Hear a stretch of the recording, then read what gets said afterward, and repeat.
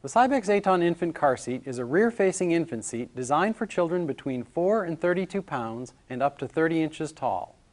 Before using the Cybex Aton, please read and understand the owner's manual thoroughly and consult your vehicle owner's manual to locate approved seating locations for a child restraint.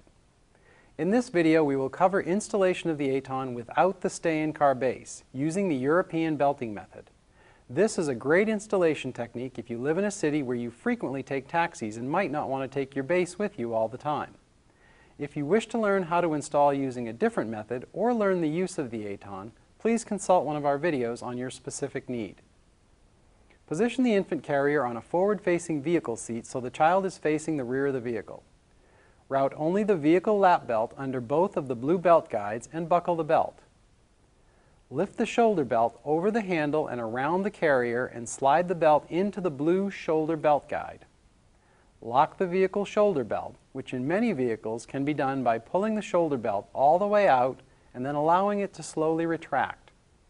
In many vehicles, you will hear a clicking sound as the shoulder belt retracts, and you will no longer be able to pull the shoulder belt out if locked.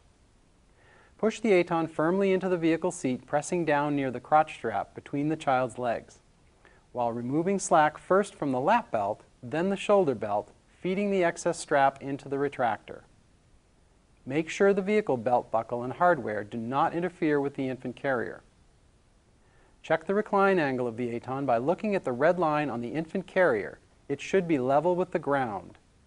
If needed, a tightly rolled towel or a pool noodle may be placed under the infant carrier near the vehicle seat back to adjust the angle or provide additional stability.